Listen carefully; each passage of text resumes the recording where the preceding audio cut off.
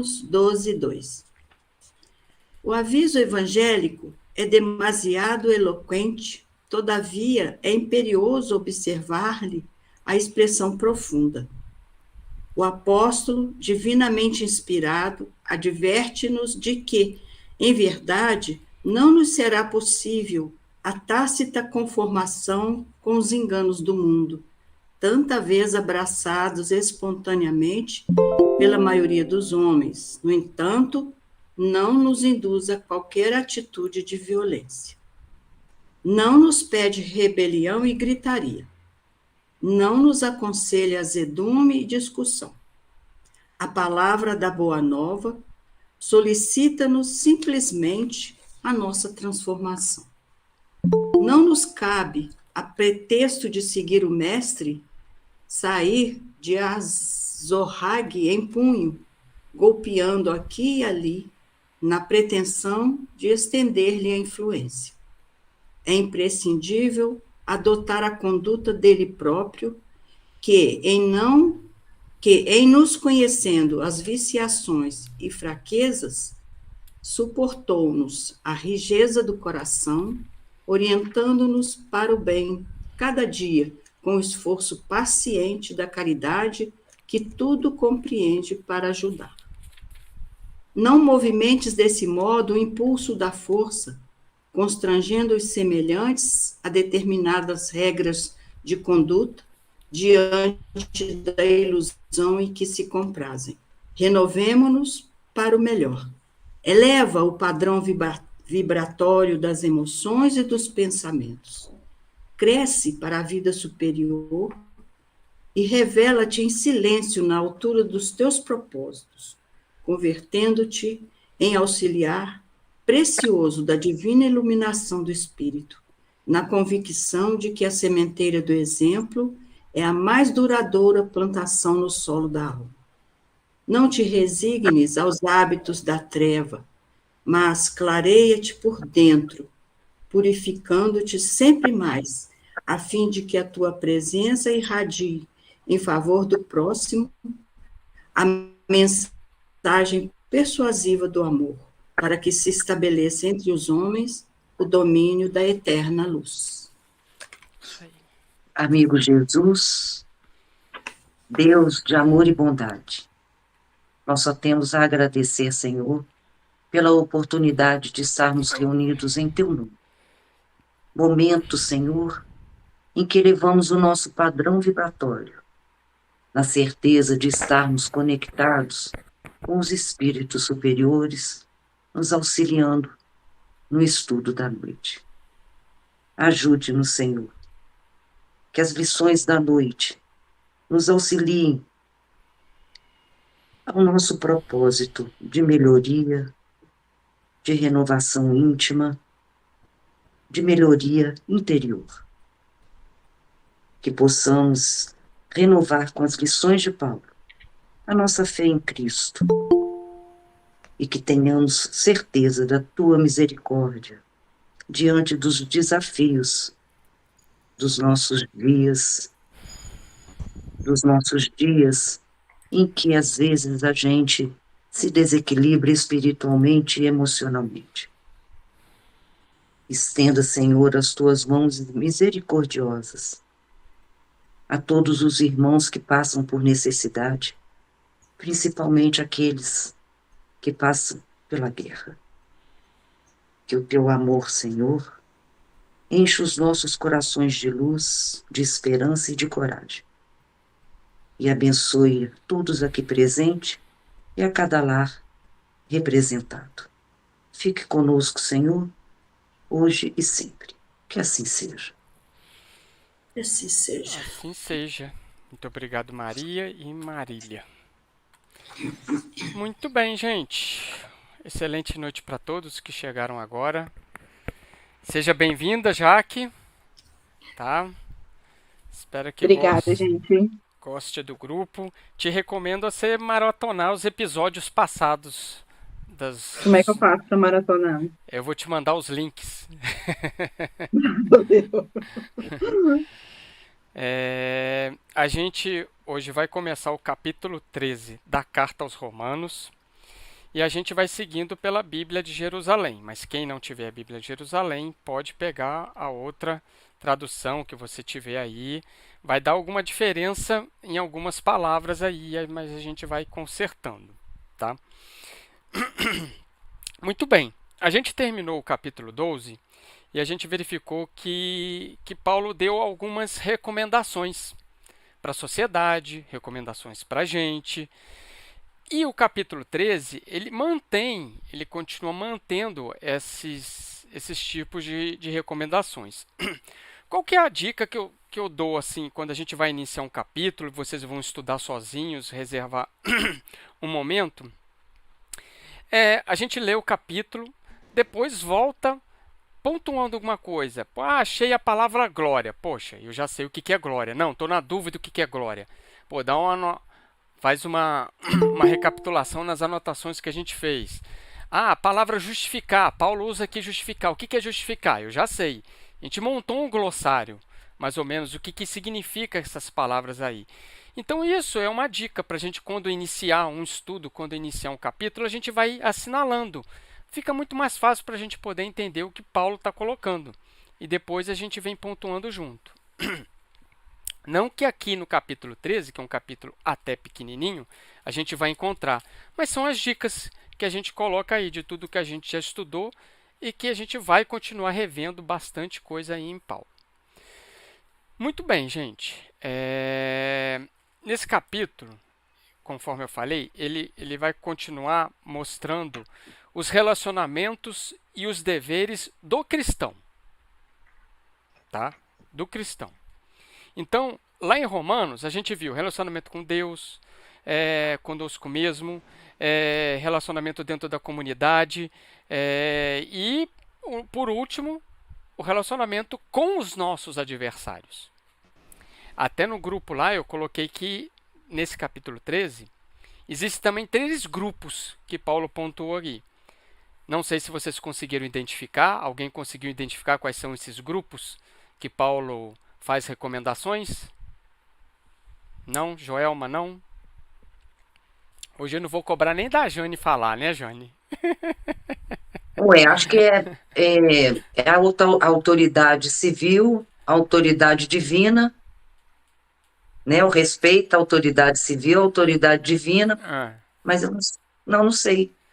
Meio não sei certo. 3, não. Meio certo para você. Meio certo. Aquele certo cortadinho para você ali. Tá bom. Tá? Então, quais são os grupos que a gente tem aqui no capítulo 13? Do versículo 1 ao versículo 7, a gente vai ter recomendações de Paulo para com o governo. Vocês estão achando que Paulo não teve recomendação para o governo? Para a gente lidar com o governo? Mais atual do que isso, impossível, Impossível. Né? Já vi a cara da lua ali, ó. Então, prepara porque vai cair como uma luva. Eu li e também achei. Viu só? Adorei. Eu adorei. Então, nós temos do 1 ao 7, recomendações com o Estado civil, com o governo, com a sociedade civil, tá? Coisas assim. 1 ao 7, primeiro bloco. Depois a gente tem do 8 ao 10, que é recomendação acerca da cidadania, uma cidadania consciente. O que é uma cidadania consciente? O que o cristão deve fazer? O que o cristão deve fazer com o próximo? Como que deve ser a nossa relação com o próximo? Então, é do 8 ao 10. Tá? E o último bloco, pequenininho, que está aí na outra página, é o que o amor nos faz cumprir.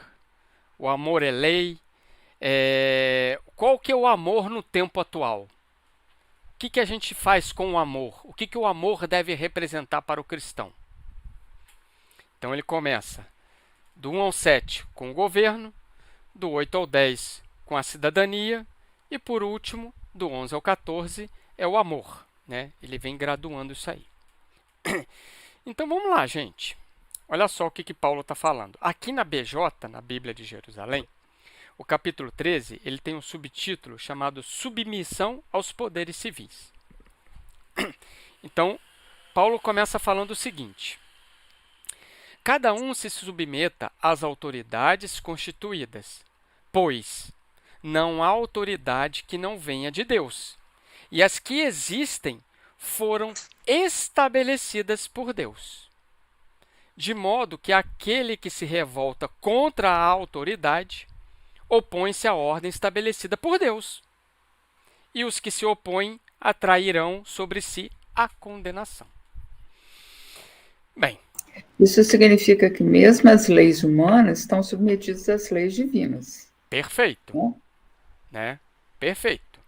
Isso nos faz lembrar um episódio aí que esteve bastante em voga na última semana da Paixão de Cristo, da sua condenação, né? É a conversa que ele teve com Pilatos, né? A conversa que ele teve com Herodes, né? Onde que ele fala que assim, se você não teria poder nenhum sobre mim se meu pai não tivesse te dado esse poder. Ele fala isso com Pilatos, tá? Quer dizer, Pilatos estava a serviço de Deus, embora Não quer dizer que ele estava fazendo a vontade de Deus. Isso. Ele estava a serviço de Deus, mas não quer dizer que ele estava fazendo a vontade. Perfeito, é isso aí. O que a Luciana falou, você tem que escrever isso aí. É isso aí. Você está a serviço. Não significa no seu serviço que você naquele momento ou durante aquele estado ali, você esteja sendo a vontade de Deus. Perfeito. O que a Luciana falou é perfeito. É isso aí. A gente pode falar, Deus inspirou as leis civis, as leis da sociedade. Ele trouxe a inspiração, que veio com a evolução da humanidade, e aí a humanidade foi sendo inspirada e foi criando essas leis. Agora, o cumprimento e a inspiração do estabelecimento dessas leis é livre-arbítrio também. Aí é o homem. É isso aí. É o que ela falou. Não quer dizer que eu estou, assim, veio a inspiração de Deus, mas não quer dizer que eu estou fazendo o que Deus... Não aí significa. Isso aí, o Valéria. homem decidiu para criar essa... Até porque a gente até falou semana passada, existem países, leis civis, que permitem o aborto, como que é a morte, como que fala aí? Os Estados Unidos tem Eutanásia assistida, né? A morte assistida. A morte assistida, entendeu? Pena de Tem morte. isso, a pena de morte, a legalização da maconha, das drogas. Então, ok. Existe a evolução das leis, tá? Deus permite isso como evolução intelectual, tá? Então, o próprio Jesus, né, se a gente fosse resumir esse do 1 ao 7 do relacionamento com o governo, com os poderes civis, a gente pega a frase lá que está em Marcos capítulo 12. Dai a César o que é de César, a Deus o que é de Deus. Aqui também, eu acho que entra muito a questão do livre-arbítrio. Porque, vamos liberar tal coisa. Então eu vou começar a fumar maconha porque liberou a maconha. Vou fazer o aborto porque liberou o aborto. Então vai de acordo com o seu caráter, com a sua moral, com o que você já tem de conhecimento cristão. Com a sua religiosidade, com a sua crença. Exatamente, sua conduta. Entendeu? Então aí não significa que tenha lei, que aquela lei seja correta. Você tem os valores cristãos, né? E nem que a gente vai seguir porque liberou. Exatamente. Joana de Ângeles tem uma fala muito bacana que ela fala, né? Que por todo mundo estar num estado gripal não significa que aquele seja o normal, né? Então, Paulo, ele recomenda, a gente tem que submeter essas autoridades, tá? Porque Deus é a fonte de toda a autoridade. E ele que delega as autoridades, tá? A origem de toda a autoridade humana é Deus, embora os governantes não saibam. Mas existe uma missão para cada um, tá? Então, Paulo, ele está colocando aqui, respeita. Você não concorda? É direito seu, mas respeite. É um aviso, tá? Principalmente aí, a gente colocou isso aí no início, principalmente nos dias que a gente está vivendo, cheio de polaridade, né? De novo, a gente chama lá a conversa de Jesus que teve com Pilatos, né? Você não teria poder sobre mim se o pai não deixasse, se não desse esse poder para você. Tá? Então, no versículo 2, ele vem colocar o quê? Da ordem estabelecida por Deus. Tá? De modo que aquele que se revolta contra a autoridade opõe-se à estabelecida por Deus. Ou seja, existe uma ordem para aquilo ali. Existe uma missão para aquilo ali. Existe uma missão para o cargo público. Existe uma missão para qualquer um de nós, dentro da profissão que nós exercemos. Tá? Então, assim, Paulo está nos recomendando para a gente se proceder de modo correto com as autoridades. Elas têm o poder de nos punir. Ele está colocando aqui, ela tem o poder de nos punir. Né? Então, qualquer autoridade que seja, né, pública, né, foi concedido por uma missão para aquela pessoa ali. Então, esse é o propósito de Deus, que seja exercido aquilo ali com ideal, com valores cristãos, com honestidade, com respeito, todos os valores ali. Sidney, Sim, eu fiquei pensando nesse versículo sobre a questão da revolta, que ele diz para não agirmos com revolta, mas, ao mesmo tempo, não significa concordância.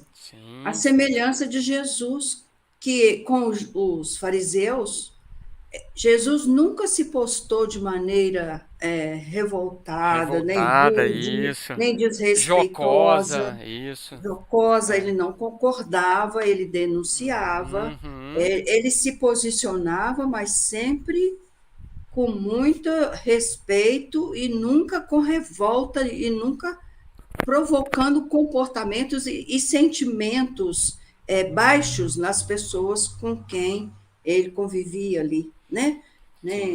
Fiquei pensando nesse exemplo de Jesus para nós, que é muito difícil a gente, hoje em dia. Quando eu li primeiro momento, eu falei, ai meu Deus, eu acho que eu não estou preparada para esse capítulo. Mas depois eu fui recordando tudo o que a gente vem aprendendo na conduta de Jesus, quando a gente, né, no outro grupo do EBEG, que a gente vem aprendendo com ele o que é o significado de cada postura, de cada palavra que ele dizia, de cada exemplificação. E aí ficou mais fácil. E no final eu entendi. Eu fiquei feliz por isso, porque eu entendi. Eu fiquei pensando assim, como eu posso concordar com Hitler? Não posso concordar com o Holocausto, não posso concordar com nada disso, mas não significa revolta, porque a revolta vai trazer o mal para mim, não para ele, para mim. E através... A gente fica indignado, né, Maria? A gente não concorda, lógico, entendeu? A gente tem todos esses sentimentos, né? E a gente vê a história de vários países aí, a gente tem notícia disso até hoje em dia, de que você monta um grupo para poder discordar, para poder ser oposição daquele que está no poder. Mas quando você assume o poder, você faz as mesmas coisas que o outro estava lá fazendo. Então, entendeu? Quando você tem essa revolta, não, eu quero tomar o poder para eu poder favorecer a minha turma. Você só faz a mesma coisa que ele está fazendo. Então, isso é bem delicado. E a gente, no mundo de hoje, ainda não está preparado. Uhum. A gente ainda não está preparado para falar com voz ativa, com voz respeitosa, para poder dar opinião. A sociedade acha que todo mundo tem que ser agressivo, tem que ser violento, tem que ser taxativo, sabe? Você não pode ser uma oposição respeitosa. Não, você tem que agredir. A política virou sinônimo de disputa e não de entendimento, de diálogo, como Sócrates idealizava, né? Uhum. Mas vamos lá, gente. Vamos lá. Você está vendo que o texto de Paulo é muito atual. E isso a gente está vendo ao longo de todos os estudos que a gente está tendo aqui. Então isso aí mexe com o nosso interior aqui, né? Então, todos nós temos desafios no poder. É o que a gente está falando. Às vezes a gente faz oposição, toma o poder e faz a mesma coisa. Todos nós temos esses desafios. Então, o que o Paulo está colocando aqui? Olha, seja respeitoso. Você está debaixo de um governo que propaga o medo. Então, aprenda a ser respeitoso para que você não tenha esse medo. Tá? E ele vai explicar essa submissão nos outros versículos. O 3. Pode falar, Ângela. Inclusive, Jesus falou: eu não vim destruir a lei, mas cumpri-la. Sim. Quer dizer, a lei terrena ele cumpriu, mesmo não concordando. Uhum. Perfeito. Né? Mas sempre se posicionando, né? Sempre se colocando. Muitas vezes até através do silêncio, mas se posicionando. Perfeito. O exemplo maior nosso é Jesus. É Jesus. É Jesus. Tá? Versículo 3. Os que governam incutem medo da... Não, isso aqui é uma pergunta. Não, eu que embolei aqui. Vamos lá. Os que governam incutem medo quando se pratica o mal, quando se faz o bem. Queres então não ter medo da autoridade? Pratica o bem, e dela receberás elogios. Então, o que ele está colocando aqui no versículo 3? Né? Você viva a sua vida respeitando a lei. Se você ainda respeita esse ou aquele por medo, é porque, vamos dizer assim, os valores cristãos ainda não estão ali. Mas tudo bem, é uma evolução. Né? É uma evolução. Eu tenho medo disso, de botar na vaga de idoso porque eu vou ser multado. Opa, aí eu não coloco. Mas quando você tiver a conscientização de que, uma vaga de idoso não tem vaga nenhuma, eu vou botar ali? Não. Não vou botar, vou procurar outro lugar, ando não sei o quê, ando umas 100 metros a mais e tal. Pronto. Aí está a conscientização. É um pequeno exemplo, mas que dá para a gente poder avaliar as nossas atitudes. É por medo ou por respeito? É por medo ou por conscientização? É isso que o Paulo está colocando aqui. Né? Queres então não ter medo da autoridade? Pratica o bem. Faz o que é certo. É mais barato e mais fácil. Faz o que é certo. É mais barato. Né? Não diz aí o pessoal da gestão, os coachings aí, para que você possa sustentar uma mentira, você precisa de outras 9 mentiras. Então, quando a gente trabalha com a verdade, trabalha com a certa, a gente não tem que sustentar, porque a própria verdade se sustenta sozinha. O próprio bem se sustenta sozinho. Né? Versículo 4. Pois ela é instrumento de Deus para te conduzir ao bem. Gente, assinala essa frase aí. As leis são instrumentos de Deus para me conduzir ao bem. A gente tem nossas leis, foi uma evolução, a gente vai evoluir muito ainda, tem muito caminho. A gente repara lá atrás. Dente por dente, olho por olho. Gente, aquilo para a época foi uma evolução. Jesus foi um instrumento de Deus. Sim, e foi servo de Deus. Esse fez a vontade, esse foi o servo. Né? Então, lá atrás, o dente por dente, olho por olho, você vira e fala assim, nossa, mas como que pode uma coisa, eu vou lá, né? Eu feri um olho seu, a outra família tem que ir lá e ferir o meu olho. Para a época era uma evolução, porque você matava a família toda. Você matava a aldeia toda. Né? O Código de Hammurabi foi uma evolução. Você vê como que as nossas leis vão evoluindo. Continuo. Se, porém, praticares o mal... Aqui, só um pouquinho, eu fui falar, acabei não anotando. Então, esse versículo 4, o instrumento de Deus para o aprendizado? Para o nosso aprendizado, para me conduzir ao bem. Nem que seja por medo, nem que seja por temor. mas vai me evitar que eu faça coisas erradas. É uma evolução. Tá? A gente não pode negar isso. Se, porém, praticares o mal, teme, porque não é à toa que ela traz a espada. Ela é instrumento de Deus para fazer justiça e punir quem pratica o mal. Então, aqui no versículo 4, a gente está verificando. As leis são instrumento.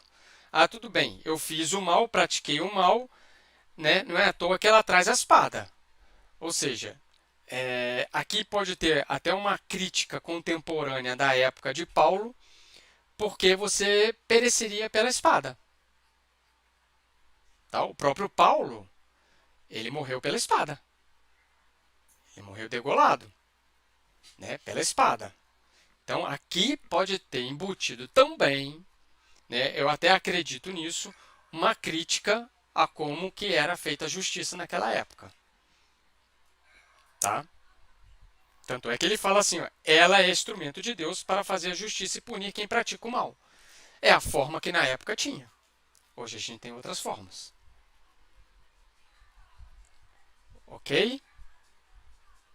Vou continuar, tá, gente? E mesmo naquela época, mesmo sendo usado para poder punir o mal, Paulo não estava fazendo mal. Sim. E Pois foi é. uma vítima Pois é, isso.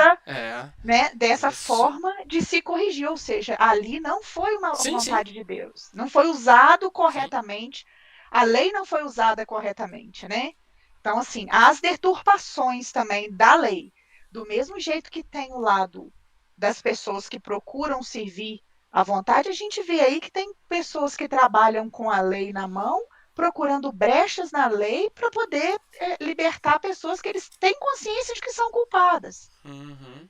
Entendeu? Então, assim, a forma de se punir era aquela, mas não quer dizer que a pessoa que estava sendo punida era realmente merecedora daquela punição. Exatamente. Justiçada, isso aí. É Jesus. Jesus foi o suplício de carregar a cruz e morrer na cruz. Onde só os mais ímpios criminosos tinham aquele fim. Barrabás foi liberado, Jesus foi preso. Como que fica? A justiça foi feita pelos homens, os homens são imperfeitos. Então a gente tem isso tudo aí, essas flexibilidades, entendeu? Eu estou aqui pensando no contexto histórico, porque Paulo escreve aos Romanos, nessa época, se eu não me engano, era o Nero, que estava no poder, né? Que era um amalucado. Então, assim, essa noção de lei, de justiça, né, até de resignação frente a um governo amalucado, foi fundamental para os cristãos que sucumbiram depois. Pois é. Ficaram na conta da justiça deles. Uhum. Né? Eu até anotei, o Joelma, de uma pesquisa que eu peguei aqui falando sobre isso, que esse capítulo 13 aborda um tema muito delicado, que é a sujeição às autoridades. Os cristãos daquela época, né, viviam sob a opressão do Império Romano, de Nero. Muitos eram mortos, torturados ou lançados aos leões nas arenas para divertir as multidões. Inclusive até o incêndio, né, de Roma, o governo romano atribuiu aos judeus, né, aos cristãos. Aos cristãos, foi imputado aos cristãos. Diz a história que foi Nero, então fica aquela coisa assim, quem foi? A gente tem aquele filme que conta que Paulo, quando Paulo estava prisioneiro, né, e mostra a Roma à noite, a iluminação eram tochas humanas, eram os cristãos que queimavam à noite para iluminar a cidade, gente. Eu fico assim, pensando. Esse filme é comovente demais, né, Maria? É lindo, né? Nossa, eu saí do cinema, assim, chorando e lá com o olho inchado. Fiquei com o olho inchado 2 dias chorando por causa desse filme. Como esse filme mexeu comigo. Os encontros de Paulo com Lucas na cela, prisão. né? Nossa! Bonito É isso, demais. mas é essa questão entre a justiça divina e a justiça humana. Isso Como é aí. que a gente vai deturpando tudo, a lei divina perfeita e o ser humano, nós viemos e Uhum. Eu acho que é corrompemos. uma questão, é um exercício muito grande da gente de tolerância e da gente voltar para a gente mesmo, não querer julgar, apontar o dedo, porque assim, não tem como você não aceitar a opinião contrária, não tem como. Então a gente é um exercício muito bom, eu acho, para todos nós nesse momento, da Uhum. gente se voltar para dentro, você fazer o que você acha que é o certo, Nós ainda né? somos muito passionais, né? Não é? Muito, muito. Sim. Mas é o Aí vem o versículo 5 aqui espiritismo, do né? Paulo. Não é, Hã? Sidney? Aí vem o espiritismo para mostrar para a gente o quê? Que pode não estar sendo feita a justiça da forma correta agora, mas a justiça divina não falha. Não tarda. Não tarda. Entendeu? Vai Não vir na hora falha. Ou certa. seja, A na hora lei, certa ela a lei, pode não a vir lei não nessa muda. encarnação, mas na É. próxima ela chega. Sim, sim. A lei é perfeita e não muda. É, Tá E aí. é a lei de ação e reação, é isso aí. né? Não tem como Sempre escapulir. existiu. Sempre Não vai existiu. ter como escapulir. Fazia os outros de tocha humana, hoje está estudando Paulo. Hoje está coordenando o grupo de estudos aí da FEAC, tá vendo só? Tá vendo? É a misericórdia divina, gente. É o amor divino. É verdade. Ó, é o que eu falei, ó, o versículo 5. Por isso é necessário submeter-se não somente por temor do castigo, mas também por dever de consciência. É o que a Marília está falando aí. O dever de consciência, o dever de estar em paz com você. De estar em paz. Quando Paulo vai lá com o centurião, com os dois. Centurião não, com os dois soldados lá, o Paulo estava em paz de consciência. Falei assim: olha, eu vou morrer e vou para o Cristo, que é imortal. Você vai acabar de carregar meu corpo, você vai voltar para o seu imperador, que é totalmente humano e material. Diz a tradição espiritual que o primeiro soldado não conseguiu matar. Passou a espada para o outro. É. Não conseguiu. Tamanha a superioridade moral e de paz de consciência que Paulo tinha. Né? Acho que a gente comentou até isso semana passada, que foi a paz de consciência que ele viu em Estevão, que estava sendo apedrejado pela lei que Paulo estava tumultuando. Ó, a lei permite que eu apedreje você. Estamos no EBEST. Ah, Não tá. foi aqui, não. Então eu confundo os grupos de estudo também, desculpa aí. Mas é isso aí. O Saulo, né, ele detonou uma perseguição através de uma lei que tinha na época, ué. Você foi contra Moisés, eu vou te apedrejar, vou te matar. E quando ele vê Estevão em paz de consciência, né, falando para Abigail, olha, esse aí, seu noivo aí, quando ele seguiu Cristo, quer dizer, ele observou aquilo ali e falou assim, é como se fosse assim, eu quero almejar um dia chegar nesse ponto. E ele chega no final da vida dele. Dever de consciência é o que ele está falando aqui. Tá? Mas não por temor do castigo, mas por dever de consciência, é o que a gente está falando. O certo é certo em qualquer lugar desse universo. E o errado é errado também. Dever de consciência. 6. E também, por isso que pagais impostos, pois os que governam são servidores de Deus, que se desincumbem com o zelo do seu ofício. Aí, ó. Cada um com o seu dever. Cada um com o seu dever. É o que ele está colocando aqui, ó. A primeira autoridade é de Deus, pois os que governam são servidores de Deus. Você tem que desincumbir do seu zelo, do seu ofício. Né? É o famoso, ninguém está olhando, então eu vou fazer. Aí eu entro com todo o meu questionamento pessoal, que a Marília já viu, porque eu trabalhei na Receita Federal. E outro dia o Pedro Paulo até falou comigo lá, porque eu sou do Conselho Fiscal da FIAC. Aí eu falei com ele, uma vez publicando, sempre publicando, continuo vim publicando dessa vez, com mais leveza, né? E eu tenho feito uma análise muito grande agora, por exemplo, no The Chosen, na análise de Mateus, como publicando. Primeiro, eu vi, e a gente ainda continua, mesmo quando eu exercia isso, primeiro, o medo que as pessoas têm, principalmente da Receita Federal, a questão como era mal visto. Eu não tinha noção, eu fui ver isso agora na vida de Mateus, né? Como que ele era uma coisa horrível ser o publicano, o cobrador de impostos. Mas, ao mesmo tempo, o que eu vi nele, embora seja num romance, que ele aproveitou aquela coisa que ele tinha de observar muito, de achar, e tanto que o primeiro evangelho é dele.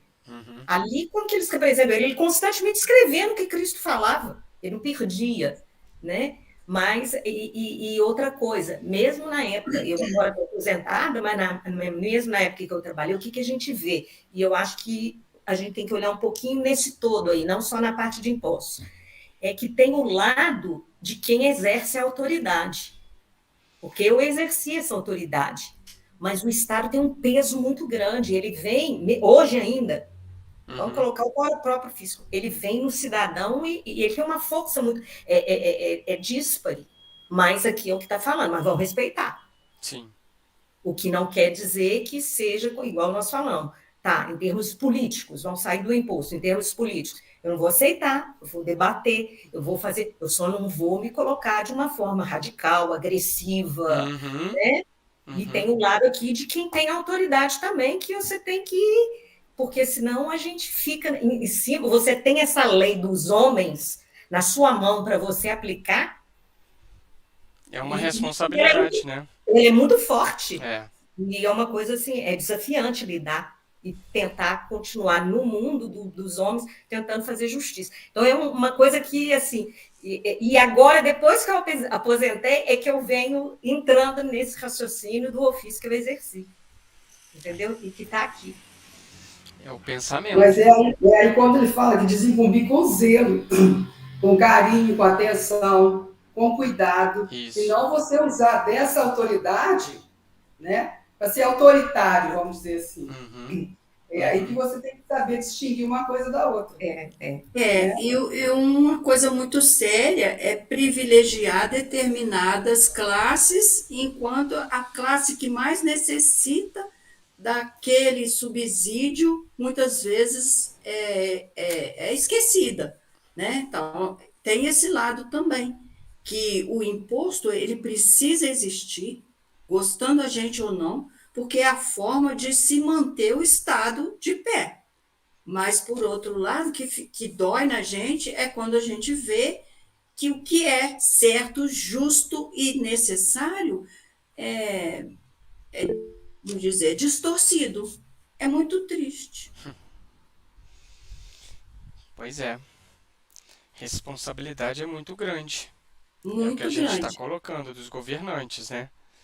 E a lei de ação e reação provavelmente vai ser muito dura para quem, com essa responsabilidade, abusou. Age com abuso, né?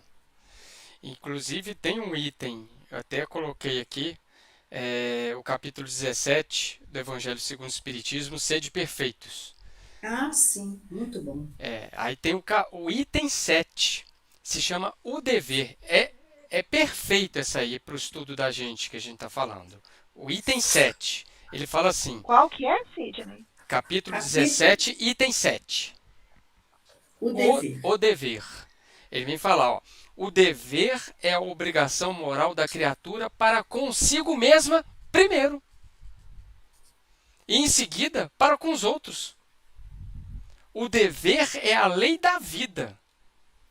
Com ele deparamos nas mais íntimas particularidades, como nos mais atos mais elevados. Olha o que os espíritos estão falando. O dever é uma obrigação moral, você contigo mesmo. Aquilo que eu até comecei a falar, né? Ninguém está vendo, eu vou fazer. Você está mentindo já para você mesmo. Jesus falou, você é fiel no mínimo, você é fiel nisso quando ninguém está vendo, então pode ter certeza que você vai ser fiel enquanto todo mundo está vendo também. Você foi fiel no pouco, você foi fiel quando ninguém estava vendo. Então, essa obrigação moral, esse dever moral que os Espíritos colocam, primeiro é a gente conosco mesmo. Estou falando, a gente fazer o que é certo é muito melhor, é muito mais barato, é muito menos problemático e traumático. Os Espíritos vêm falar no Evangelho segundo o Espiritismo, a maior riqueza é você, no ato de dormir, colocar a cabeça sobre o travesseiro e estar com a sua consciência plena de que eu fiz o máximo que eu pude fazer durante o dia. É o que Santo Agostinho colocava. Eu me questiono as minhas questões. Posso melhorar aqui? Não agi errado aqui, ó. Nossa, eu falei um negócio para Magda, mas eu podia ter agido dessa forma. Poxa, amanhã eu vou pedir desculpa. É em paz que está com a sua consciência. Entendeu? É fazer essa análise. E ele coloca, fazer ou deixar de fazer algo por causa do temor da punição é uma evolução. Mas quando você está com a sua consciência ativa, você já está acima dessa punição aqui. É uma evolução maior ainda naquele ponto. Naquele ponto. Tem uma frase logo abaixo, Sidney, que achei muito interessante. Fala assim, na ordem dos sentimentos, já é o segundo parágrafo. O dever é muito difícil de cumprir-se, por se acharem antagonismos com as atrações do interesse e do coração. Olha só, como é a gente mesmo, né? E é forte como essa é frase. Difícil, muito lindo. Isso é muito interessante. E tem depois também a ver com o que a Marília falou. O dever íntimo do homem fica entregue ao seu livre-arbítrio. É a sua consciência, né? Aí mais para frente fala, o dever do coração eleva o homem. Como determiná-lo, porém, com exatidão? Onde começa ele? Onde termina? O dever principia para cada um de vós exatamente no ponto em que ameaçais a felicidade ou a tranquilidade do vosso próximo. Acaba no limite que não desejais ninguém transponha com relação a vós. Isso aí. Fazer ao perfeito outro isso. aquilo que queremos que se faça para nós. Isso é perfeito, isso aí. Nossa, é maravilhoso. Isso aí. E é por isso que no 5 o Paulo coloca dever de consciência. De consciência. Esse 5 é assim de uma profundidade Concordo. que eu acho que ele né, resume tudinho, tudo. Mesmo porque eu acho que a fase evolutiva nossa ainda é temor ao castigo. Sim, sim, sim. Eu não ultrapasso a velocidade por temor, não por dever de consciência. Né? Sim. Ainda não adultecemos, somos criancinhas medrosas do castigo. Ainda. O temor é que direciona ainda a maioria das nossas ações. Ainda não despertamos, né, esse dever de consciência. E se você for analisar o Paulo, na época, falando isso para os romanos, que são os arianos, que trouxeram as questões de justiça, de igualdade, que vieram com aquilo, e o Paulo falando de dever de consciência. Dever de consciência. Isso aqui, vamos dizer assim, é inédito no Novo Testamento. Isso aqui, esse versículo 5 de Paulo, você pode pegar, assinalar de vermelho ali, porque isso aqui é inédito. O Paulo está falando, assim, olha, você tem que aflorar a sua consciência. Você tem que aflorar. Essa vai ser a sua evolução. Mas você vê, lá atrás, há quantos mil anos, nós ainda estamos aí, Tá vendo só? né? Tá vendo só? Mas vamos olhar para frente. Nós ainda estamos com medo da multa, né, Ângela? Não fazemos só porque é o correto fazer que está na lei. Né? Ainda é o medo da multa. Nesse versículo 7, tem um dizer de Emmanuel. Tem um Vinha de Luz, mensagem 150, que Emmanuel vai nos esclarecer sobre dai a cada um o que deveis. A quem, no caso aqui não é a tradução da BJ, ele fala, né? A quem tributo, tributo. A quem imposto, imposto. A quem temor, temor. A quem honra, honra. Tá? E o Emmanuel vem colocar a responsabilidade que a gente tem da compreensão da vida. A gente está falando aí dos cristãos, mas a gente foi colocado aqui no grupo. E nós espíritas? Né? Tá aqui ó, o que o Emmanuel coloca. Quanto maior a compreensão de um homem, mais alto é o débito dele para a humanidade. Quanto mais sábio, mais rico para satisfazer aos impositivos de cooperação no progresso universal. Quanto maior a compreensão de um homem. E ele vem terminar assim, ó, não te iludas. Deves sempre alguma coisa ao companheiro de luta, tanto quanto a estrada que pisas despreocupadamente. E quando resgatares as tuas obrigações, caminharás na terra recebendo o amor e a recompensa de todos. Não te iludas. Não te iludas. A frase que eu marquei nessa mensagem é que prodigioso Éden seria a terra se cada homem concedesse ao próximo o que lhe deve por justiça. Quer dizer, parece tão simples, né? Se a gente conceder ao outro o que lhe é de direito, se cada um agir dessa forma, o planeta Terra vira mesmo no Jardim do Éden. É o reino de Deus. Perfeito. Tinha lembrado. Eu gosto muito de citar o exemplo daquele filme que é muito bacana, O Todo-Poderoso, né? Onde Deus vai sair de férias e dá o poder dele pro Jim Carrey lá. Ele faz uma série de coisas, altas responsabilidades, altos poderes.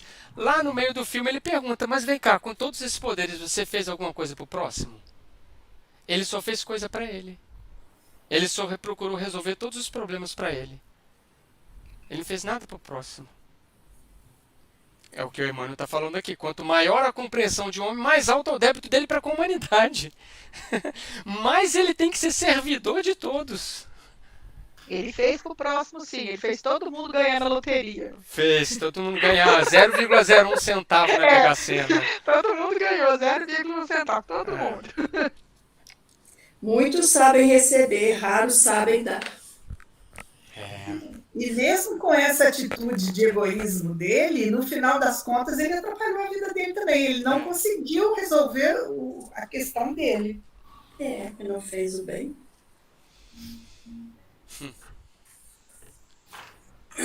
Vamos lá, então. Versículo 8. Não devais nada a ninguém, a não ser o amor mútuo, pois quem ama o outro, cumpriu a lei. Outra frase, assim, estupenda de Paulo. Não devais nada a ninguém. Se você for para dever alguma coisa, deva o amor. Deva o amor mútuo. Né? Pois quem ama, cumpriu a lei. Agora, essa lei aqui, se lembra que a gente falou em estudos passados? Quando que vai ser a lei legalista, quando que vai ser a lei de Deus? Aqui, né, é a lei de Deus. Letra maiúscula. Tá aqui. Né? É a lei maior. Então, a partir daqui... Corrigir aqui, Ângela. Hein? Corrigir aqui. Então, dever o amor. A única dívida que a gente deve ter é o amor.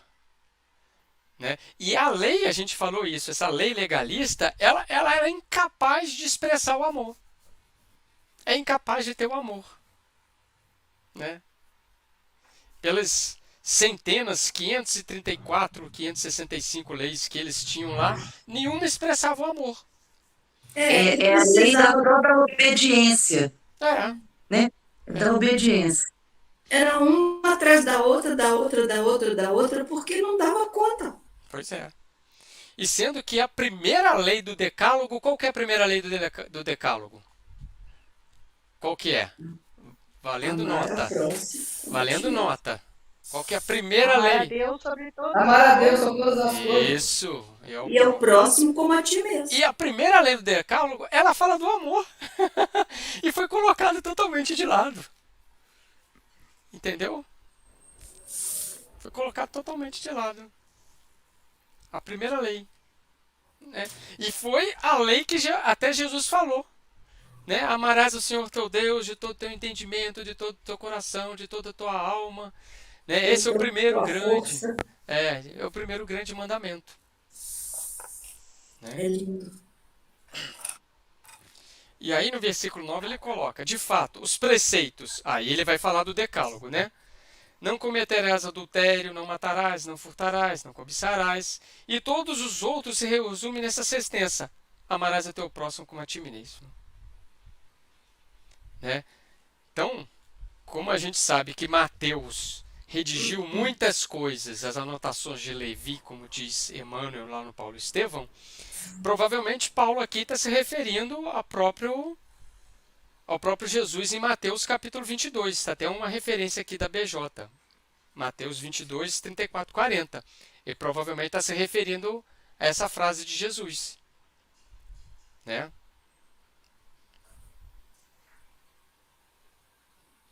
E lá quando a gente estudou o Romanos capítulo 7, ele falou que a gente era incapaz de cumprir essa lei, devido à nossa natureza egocêntrica, egoísta, devido ao projeto de Adão.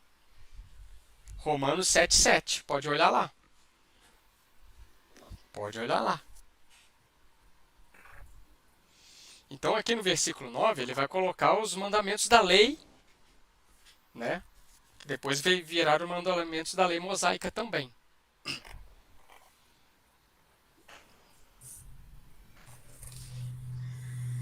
Eu tenho um itemzinho aqui, que é o capítulo 17, de novo o Sede Perfeitos, item 3.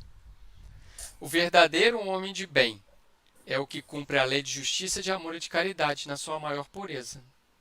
Se ele interroga a consciência sobre os seus próprios atos, a si mesmo perguntará se violou essa lei, se não praticou o mal, se fez todo o bem que podia. Então, isso aqui, esse decálogo aqui, é a nossa lei de consciência.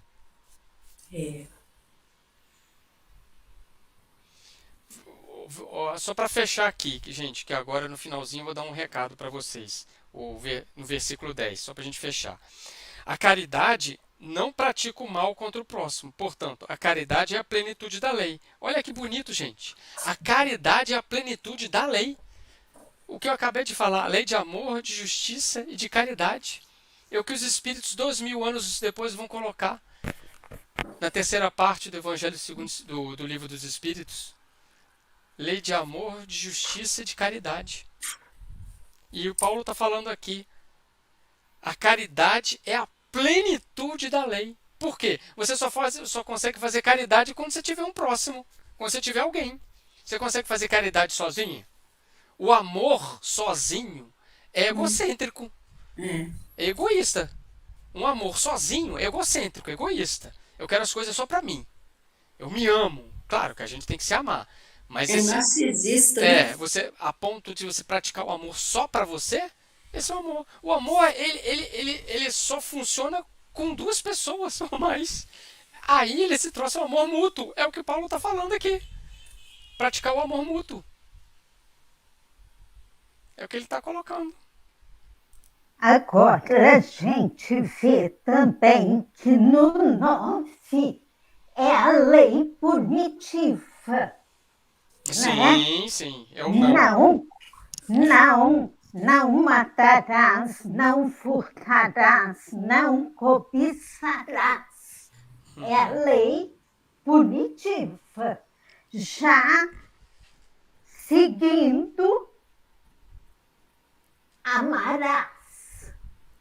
Já é uma lei positiva. Não é uma lei negativa. Né? É. E finaliza com a caridade, que é a plenitude da lei.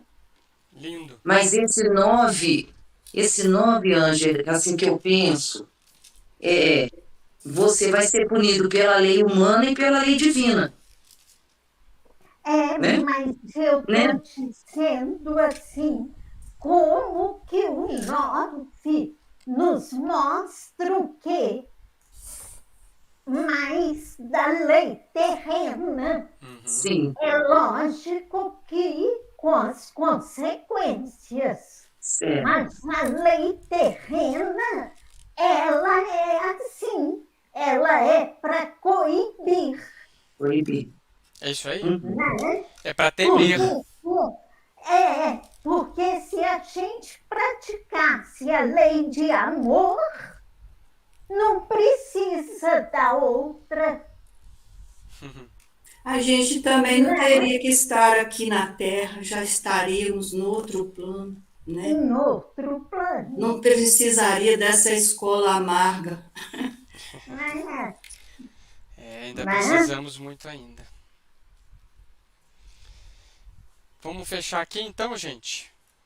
Depois tem uma mensagem de Emmanuel, né? 13:10. A caridade é a plenitude da lei. Deixa para a próxima? Deixa para a próxima, então. Qual livro, Maria? Hã? Qual livro que é? Deixa eu ver aqui. É porque eu tenho aquele do Emmanuel. Eu tenho também. Pode deixar, eu tenho, obrigada. Tá, é 13:10. Tá. Página 101. Obrigada. Então, gente, o que eu tenho para falar para vocês? Eu estava conversando aí durante as últimas semanas com a Maria Jane, com a Tuca. Por quê? Porque, não sei se todos sabem, eu vou fazer uma viagem. Eu estou viajando agora sábado. Eu vou para a Turquia. Vou fazer alguns caminhos de Paulo. Vou visitar algumas cidades de Paulo lá. Pelo menos eu vou ter alguma coisa em comum com Paulo, né? A gente esteve nas mesmas cidades. Troade, Izmir. Inclusive, eu vou lembrar de você. Vai ter com Saulo. Quando eu estiver na casa de Maria, eu lembro de vocês. Magda, né? Aí o que acontece? Então, assim, eu não ia conseguir tocar o grupo. Não tem como, seria impossível. O fuso horário, as coisas, né? Não tem como. Então, assim, a proposta seria a Maria Jane e a Tuca também ia dar continuidade aos estudos. Só que a Maria Jane vai viajar e a Tuca vai fazer também, acompanhar a cirurgia da Thaís, que é a filha dela. Então, assim, não tem como a gente coordenar e tocar o grupo. A Márcia também se ofereceu, mas a Márcia também vai ter que viajar para visitar a Paula, vai visitar a netinha dela.